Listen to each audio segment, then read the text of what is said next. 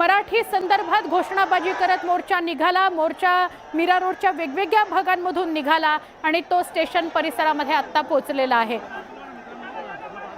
पोलिसांची कुमक कमीच पडेल अशी ही मराठी भाषकांची गर्दी आहे। मनसेने सुरुवात केली होती पण त्याला भव्य असं रूप आलं आणि मराठी भाषकांचा हा मोर्चा आता मीरा रोड परिसरामध्ये, मीरा रोड स्टेशन परिसरामध्ये एकत्रित आलेला आहे। इतर भाषकांची मुजोरी महाराष्ट्रात आणि मुंबईत खपवून घेणार नाही। आपल्याला प्रताप सरनाईक दिसतात दृश्यांमध्ये। प्रताप सरनाईक सुद्धा मराठी माणसाची टोपी घालून या मोर्चामध्ये सहभागी झालेत आणि ते प्रतिक्रिया देत आहेत। मोर्चामध्ये मी सामील झालो।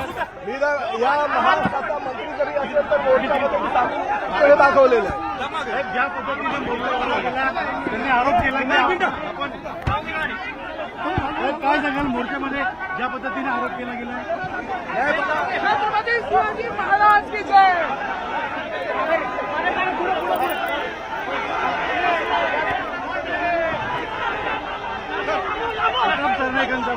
सचिन पुढे जय भवानी।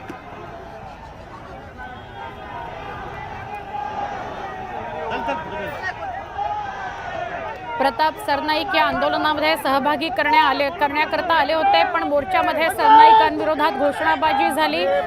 सरनाईक गो बॅक अशा घोषणाबाजी दिल्या गेल्या, अशी घोषणा दिली गेली।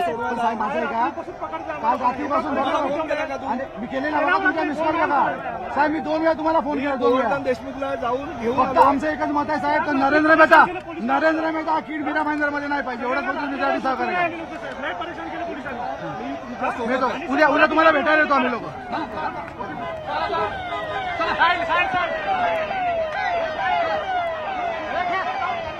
प्रताप सरनाईक हे आंदोलनाच्या परिसरामधून बाहेर पडतायत। ते आंदोलनामध्ये सहभागी होण्याकरता गेले होते पण आंदोलनकर्त्यांनी सरनाईक गो बॅकच्या घोषणा दिल्या आणि त्यामुळे मग तिथून त्यांनी काढता पाय घेतलेला आहे। प्रताप सरनाईक आपल्याला दृश्यांमध्ये दिसत आहेत प्रतिक्रिया देताना।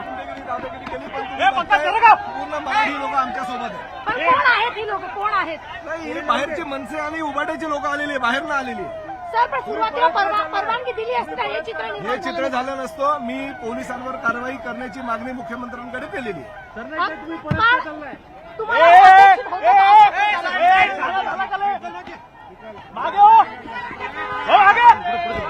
पुढे चल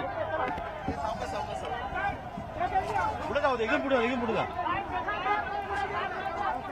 प्रताप सरनाईक आंदोलन स्थळावरून निघालेले आहेत।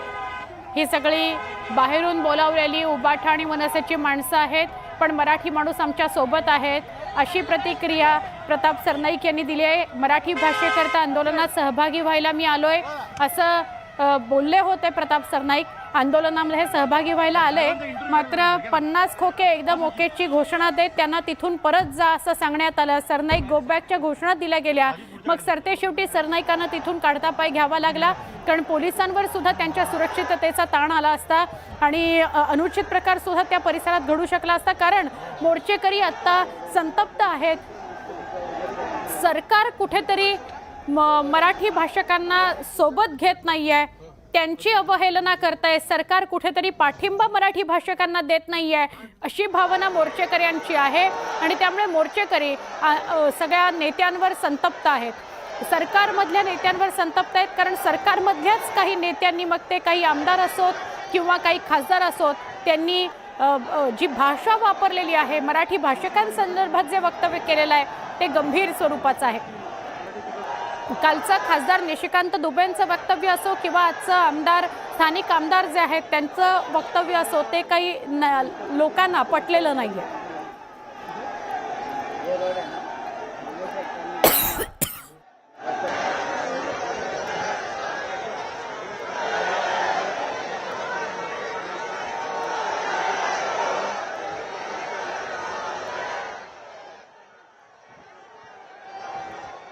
प्रताप सरनाईकांची गाडी आहे ठाण्यावरनं खरं तर ते मीरा रोडला आले पण तिथून आता ते परत निघालेले आहेत कारण मराठी भाषकांच्या मोर्चाला परवानगी का नाकारली अशा प्रकारे एक रोष आहे सरकारवर.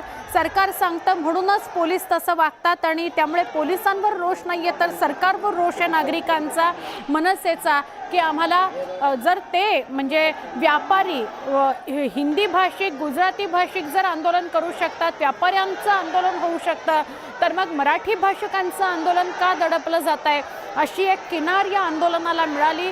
आणि त्यामुळे सगळे मराठी भाषिक आता सरकारवर चिडलेले आहेत. त्यात कारण असं घडलं की खासदार निशिकांत दुबे यांनी मराठी भाषिकांसंदर्भात त्यांच्या विरोधात एक काल वक्तव्य केलेलं होतं. कशी मुंबई ही इतर भाषिकांमुळे चालते अशा प्रकारचं वक्तव्य त्यांनी केलेलं होतं. त्यामुळे सुद्धा सगळे मराठी जन संतापलेले होते. आणि आज त्यात स्थानिक आमदारांनी अजून एक वक्तव्य केलं जे मराठी भाषिकांना रुचणारं नव्हतं, त्यांच्या विरोधातलं होतं. आणि त्यामुळे या आंदोलनाला मराठी भाषिकांचं आंदोलन अशी किनार मिळाली. सगळे मराठी भाषिक रस्त्यावर उतरले. मग ते मुंबईभरातनं आलेले होते, फक्त मीरा रोडचे रहिवासी नव्हते, तर महाराष्ट्रभरातले मुंबईभरातले आलेले मराठी भाषिक होते. आणि त्यामुळे एक भव्य रूप या मोर्चाला मिळालं. हा भव्य मोर्चा निघाला. पोलिसांना परवानगी द्यावी लागली कारण उत्स्फूर्तपणे मराठी भाषिकांचा सहभाग होता या आंदोलनामध्ये. आणि मग व्यापाऱ्यांना सुद्धा आपलं शटर डाऊन करावं लागलं, आपलं दुकान बंद ठेवावं लागलं. आणि सरतेशेवटी ते या वक्तव्यावर आले, ते व्यापारी या वक्तव्यावर आले की नाही, जर महाराष्ट्रात आणि मुंबईत व्यापार करायचा तर आम्हाला बोलता आलं पाहिजे आणि आम्ही बोलतो सुद्धा. ही घटना सुरू झाली ती मनसे कार्यकर्त्यांनी एका व्यापाऱ्याला मराठीत बोल असं म्हटलं, पण तो बोलला नाही आणि मी शिकणार नाही, काय करायचं ते करून घ्या असं मुजोरीचं वक्तव्य केलं. त्यावर त्याला मारहाण झाली. आणि मग हे सगळं मीरा रोडमधलं जे आंदोलन होतं ते पेटलं. मनसेनं याचा विरोध केला की तुम्ही महाराष्ट्रात आणि मुंबईत राहता तर तुम्हाला प्रत्येकाला मराठी बोलताच आलं पाहिजे आणि कळलं सुद्धा पाहिजे. पण त्यानंतरच्या ज्या प्रतिक्रिया उमटत राहिल्या त्यामुळे आज मीरा रोड पेटलेला आहे. मीरा रोडमध्ये मराठी माणूस आक्रमक झाला. आणि ही मीरा रोड स्टेशनच्या समोरची दृश्य आपण बघताय. प्रचंड गर्दी मराठी भाषिकांची इकडे बघायला मिळते. आज मनसेनं आंदोलनाची हाक दिलेली होती, मोर्चाची हाक दिलेली होती. मराठी भाषिकांसाठीचा हा मोर्चा होता. पण मीरा रोडच्या रस्त्यांवर मनसे आणि उबाठा सोबतीला होतं. ते आंदोलन दडपण्याचा पोलिसांनी प्रयत्न केला आणि त्याचाच विरोध म्हणून प्रत्येक मराठी भाषक रस्त्यावर उतरला आणि त्याने आंदोलनाला भव्य दिव्य असं रूप दिलं.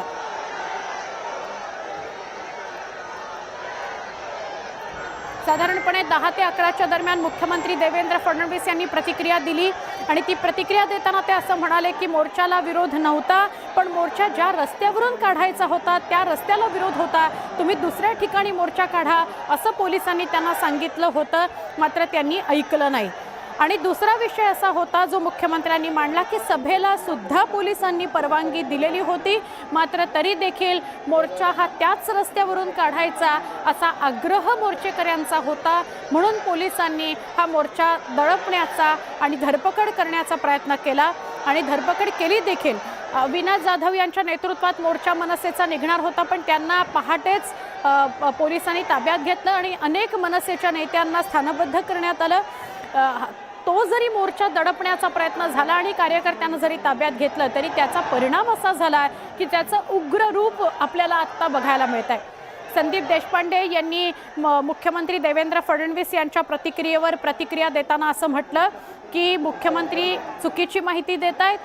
जर मोर्चा काढायचा होता मीरा रोडमध्ये तर आम्हाला सांगत होते पोलीस की तुम्ही घोडबंदर रोडला मोर्चा काढा, ते शक्य नव्हतं आणि त्यामुळे आम्ही तिथेच मोर्चा काढला आणि धरपकड झाली. आता तुम्ही जबरदस्ती केलेली आहे ना, आता तुम्ही मराठी भाषिकाला तोंड बंद करण्याचा सल्ला दिलेला ना, बघा मग आता त्याचं काय रूपांतर होतं ते. आणि खरोखर 11 वाजल्यानंतर सगळा मराठी मुंबईतला मराठी भाषिक जो मुंबईतला आहे त्याने मीरा रोड गाठलं. नेत्यांसकट, कार्यकर्त्यांसकट, सामान्य मराठी भाषकासकट सगळे मोर्चात उतरले आणि मग मोर्चानं भव्य रूप धारण केलं. आणि साधारण 11, 11:30 नंतर सगळ्या मराठी भाषकांचा हा मोर्चा मीरा रोडच्या स्थानकाकडे निघाला. आता मीरा रोडच्या स्थानकामधली ही गर्दी आपल्याला बघायला मिळते. मराठी भाषकांचं हे आंदोलन उभं राहिलं आणि मराठी भाषकांनी प्रत्येकाने कुणीही यात सुचवलेलं भाषण केलं नाही, तर प्रत्येकानं मीडियाला प्रतिक्रिया देताना अशीच प्रतिक्रिया दिली की महाराष्ट्रात आणि मुंबईत जर राहायचं असेल तर मराठी भाषा बोलता आलीच पाहिजे, मराठी भाषा कळलीच पाहिजे. कोणी जर असं उत्तर देत असेल की मराठी शिकणार नाही, जा काही करून घ्यायचं तर करून घ्या, तर त्याला मात्र इंगा दाखवलाच जाईल. प्रत्येकाची भावना आज हीच होती की मराठी भाषा महाराष्ट्रात आणि मुंबईमध्ये आलीच पाहिजे, समजलीच पाहिजे.